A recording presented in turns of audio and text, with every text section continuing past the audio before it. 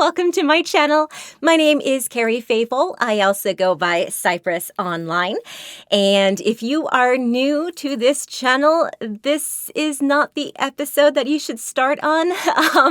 It's not going to be comedic in any way. In fact, it was kind of difficult for me to do. And so the brunt of this video is going to be audio voiceover, Carrie. This is basically a personal life update about my professional voiceover career and just the unfortunate decision that I think everyone can assume that I have made based on the title of this post. I don't know why my camera keeps lowering down. I'm sorry about that. This is not really about this Cypress channel specifically, so it is okay. I am actually really excited about some ideas that I have for this channel, about ways that I can regularly post and upload. I know I'm always saying that. There's always something going on. I always have ideas in the back of my head. And so I am excited about that. But overall, this video is a little bit more somber. So if you are in a sensitive mood, maybe don't watch this one right now. But it is important to me to be honest and open and vulnerable. And I know, some people might tell me, it's a mistake, don't be that way. But I think so many people put on airs and don't talk about the important issues, especially if you are interested in becoming a voice actor. I think this is really relevant. So enjoy. The Dreaded Pivot, written by Carrie Fable, October 3rd, 2023. Full disclosure. I've hesitated to write this entry, not because I do not wish to update you, dear reader, but because writing it down makes it real, and I worry I might jinx myself. I'll get to the first point in a moment, but what I want to explain first is jinx. Sometimes, when a person has to make a hard life decision or share personal news with others, it can be misconstrued as that person being bitter or jaded, and the update itself can be called a bitch session. And while it is not my intention to have this post present as such, I do worry that decision makers related to my decisionception, may come across this update and color their perception of me. I have always been a positive-minded person. Glass is half full. Inconveniences are just life's mundane journeys, so enjoy them. My personal mantra is "this too shall pass." It has helped me in many ways, from permitting myself to live in the moment because it will soon be just a memory, to strengthening my resolve because the pain or discomfort will soon be over with. But at the same time, it has been my life's dream to be an entertainer, and I consolidated that broad concept into voice acting. Since I was 7, I didn't want to get into the industry for fame or money, or to be able to work in my pajamas. I wanted to bring characters to life. It's truly as simple as that. The road to get there has been fraught with social politics and business acumen that I simply didn't prepare for and am not good at. I have many skills. I'm a very fast learner, great at customer service. I'm a natural planner, an inspirational motivator and leader. I'm good at what I do, but I am not a closer, a salesman, a wingman for myself. And that has led me to my ultimate decision. The written word made real, as I said in the first sentence, the dreaded pivot. How can I professionally express this without a hint of my personal pain and sadness? How can one say, I failed at obtaining my dream with a smile on their face? I ask that you keep this notion in your mind as you listen to this entry. There will be bitterness here, it is inevitable, but that does not give you the full story, nor illustrate who I truly am. You are coming in at the end. Let's begin with a simple definition. Pivot, especially in a business context, completely change the way in which one does something. From the Oxford language. Rather than bury the lead, I have actually already released my resolution in a video. Who Owns Your Voice? The ultimate AI voice controversy video from a voice actor's perspective. But in case you missed it, here's a clip. This has personally affected my own voiceover business. As you know, I went full-time in February of 2022, and I've lost clients because of the AI clause. I've had to reject a contract with a client that I've worked with for 3 years. It was almost 4 years. And I've had to deny new clients because of contracts. And it's very disheartening because taking smaller gigs is kind of how you work your way up. You need to network, you need to spread a good reputation for yourself. And to lose these smaller opportunities is really detrimental to a new voiceover artist's career. And although I'm not new, it'll be my 10-year anniversary, November 2023, I'm still not where I want to be with it. So much so that I have actually decided to pivot, again, as you'll see in one of these articles mentioned, and I am diversifying my employment. I go on to elaborate how I was studying at the time of recording, but I am now happy to announce that I have officially been certified as a project management professional through the accredited PMI, or Project Management Institute. But that's very relevant. Why do I have to basically go back to a day job? Because I can't get full-time work as a voice actor anymore. It was looking really promising and really hopeful, and now it's just getting harder. Voice acting will always be a passion of mine, and I wish to grow it and really maintain it and really focus on character work and video games, but I need to remove the stress of where is the paycheck coming from? Can I afford mortgage, health issues? All that sort of stuff gets very expensive, and when you're not booking regular work, it can be very stressful. And so I just realized I needed to make that move, that business directive for my career, the vow. In December 2021, I made an agreement with my sister and a vow to myself. I would give myself 2 years to see if I could make my voiceover business a viable career.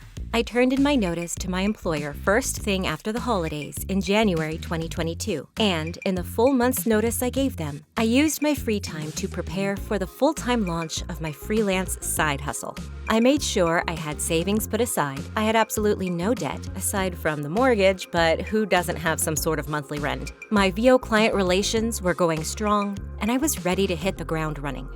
That first year was a struggle, and I certainly questioned my decision quite frequently. But I also saw many successes, and my business got to the point of living month to month, which is great progress, as usually startups completely lose money in their first year. I joked that I earned what a high schooler does working at a fast food restaurant. I made some marketing and rebranding purchases that dipped a bit into my savings, but overall, things remained untouched and I was treading water. And then AI popped up like a thief in the night. At the start of 2023, I simultaneously lost my best and longest client to a contract that I could not sign, due to that AI clause I mentioned, and a new client I'd been working with daily for a year ghosted me. My mother agency also dropped their voiceover department, and just like that, I had lost my fast food job. I tried everything I had learned through marketing at nonprofits, but I could not get anything more than, "You've been added to our roster." Yes, I did get work and new clients, but they were not and are not regular in any sense of the word. Insanity, as we know, is doing the same thing and expecting a different result. So I dipped into my savings and outsourced my business development in hopes that I might reach more clientele and raise my chances at closing deals. This company, while fun to work with, did not cultivate any results, aside from a lot of new connections on LinkedIn, and I amicably separated from them. I felt stuck, losing hope. My confidence suffered. And then I saw an ad on a fellow VO's social about landing one of my personal dream agents, thanks to a voiceover marketing coach. Now, I vaguely mentioned my experience with a voiceover marketing coach before. It was a very awkward situation where the coach had their cancer come out of remission right at the time that I signed on with them, and so they dropped the ball on my 3-month contract. How could I push back at the team, who tried their best to do what the coach promised when they were simply filling in for them while they were battling cancer? Wasting $4,000 was a painful pill to swallow, but I couldn't see any other way around it. Even now, I will never name this coach, but I do feel a little bit salty when I see their services advertised. They are back in remission, by the way, so good news. One more push. But what other choice did I have? I wasn't building a strong clientele. In fact, I had less clients than I did when I went full-time the year prior. So I signed on to another 3-month coaching session. This one was definitely worth the money, $2,700 for the record. But it's a marathon, not a sprint. And while I did sign on with 2 new amazing agencies, having already gotten a replacement mother agent in Jamie Purvis, I've yet to book with them or get any new clientele. My ghosting client has returned. Turns out it was my rep's fault, who is now leaving the company. But trust has been broken on my end. To add clarity, there is a signed contract involved, which includes daily deliverables, which I was not being assigned. When I brought this up to the company separately, I was told to discuss it directly with my representative, whose only response was, "Everything is fine with the contract," and continued to ignore my outreach. So that was fun. While this might not seem as dire at first glance, there will be highs and lows. This was also running parallel with a personal health issue I was taking care of, which took thousands of dollars, draining my savings. It is not hyperbolic of me to admit that I feel like a failure. I have no more strength to panhandle my services. The industry circle scoffs at other options, such as Fiverr and Upwork, and agencies have even refused to work with anyone who holds such accounts. And through it all, I just want to bring characters to life. I don't want to win awards or push to learn medical narration just to earn a buck. Is this childish? Sure, but it's the truth. Gone are the days when you can simply be a horse in an agent's stable, where you jump or canter around when they tell you to, and in return, they feed you. Anyone who has had that experience within the last 15 to 20 years is a Nepo baby. Yes, I said it. No hate, but it is a fact. And those character jobs I want so desperately? Video games are hardly protected by the union, and anime is looked down on as the lowest form of voiceover. Yes, this has been said. Yet still, it is being gatekept by inner circles of the anime dubbing monopolies. I so far have bitten my tongue against the worst culprit, with whom I have receipts proving this point, but again, I know that I would only be taken as a jaded failure who couldn't make it. So to summarize, I can't get the work that will help me build my business in order to book the work that I actually want to do. All the while being constantly asked, "What have you been in?" And "That sounds fun, how do I do it?" Or being given advice that simply doesn't work in my industry. Just smile and nod, Carrie. Smile and nod. Be gracious. They don't mean anything by it. Or how about the younger, prettier talent from YouTube and TikTok, who garnered a following as an influencer and is now booking work without even having gone through training or producing a professional demo? No, don't be jealous, Carrie. Be happy for their success. But at some point, it ultimately got to me. Remember that vow that I took back in December 2021? I would give myself 2 years to prove that my voiceover career could be viable. The other side of that ultimatum was that if I couldn't determine the career operational, I would retire. My coach, my friends, my family, they've all been so supportive and keep telling me not to say that, to just keep doing it, keep pushing. It'll happen. When? It will be 10 years this November, 2023. 10 years of working full-time and submitting auditions in the evenings and on the weekends. 10 years of foregoing social events so I could have more time building my brand. 10 years of losing sleep, going without hobbies, never stopping. Just so that the few clients I get will be completely satisfied. And for what? For people to still ask me, "Where would I have heard your voice? What are you working on now? What have you done?" Never mind the 400+ explainer videos, the 40+ e-learning presentations, the dozen mobile app games, the 70 audiobooks, the 2 self-produced podcasts, the 3 self-published books. You know what the response is, either verbally or written all over their face? Yeah, but what else? I'm tired. I'm out of my prime. I've spent over $10,000 and at least 3 years worth of cumulative time attending seminars, one-on-one coaching, webinars, multi-video courses. I've worked with 3 marketing agencies. I've spoken to a handful of other voiceover artists who are at least slightly more successful than I. Yet here I am, 10 years in and still considered a newbie. Struggling to get work? You just need to take yet another coaching course. That will do it. That will surely make all the difference. At the start of this blog entry, I said it would be difficult for me and that I feared readers would think me jaded and bitter. But the truth is, I am. I'm jaded towards my passion. I'm bitter towards my goal. I'm angry at my failure. And I'm heartbroken by the dream I couldn't obtain.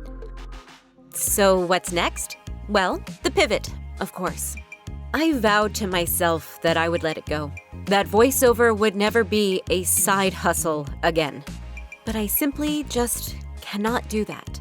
I'm in an abusive relationship and cannot seem to escape the allure, the what if, the just maybe, or a little bit more. And I know I would be advised to keep this to myself. Don't admit struggle or defeat, not until you have success to provide a happy ending. But I have always wanted to document my personal journey to professional voice acting. Sometimes, documentaries don't have happy endings. But it's not all woe is me.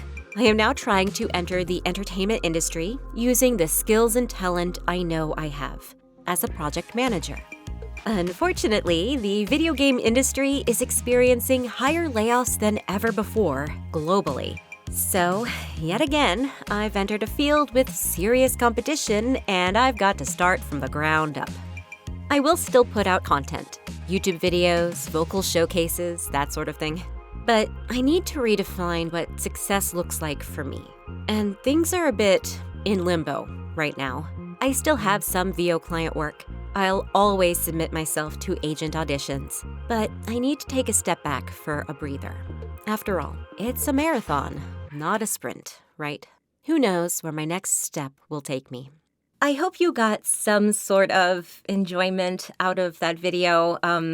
It was really raw. I did script it. It was a blog post originally, obviously, as you could tell, and but it was important for me to share. And even now, recording this, I'm like, do you really want to post this? Do you really want to be this honest with people? But I think I do. I think it needs to be said for anyone in the creative industry. It is difficult. Not a lot of people make it. And it sometimes feels like other people are more successful despite, on the surface, not really struggling. But no one knows what anyone else's story is. And this camera is just having a mind of its own right now. I guess it's insisting that there's some kind of comedic thing in this. I don't know. But the takeaway, I don't know. I can't really give an honest takeaway other than we all have our own path, and some people just have more trouble finding that path than others. But that's okay. It's gonna be okay, I think. It kind of has to be, right? But remember that you are loved, you are worthy, and whatever you are struggling with today will pass. Until next time, stay crazy.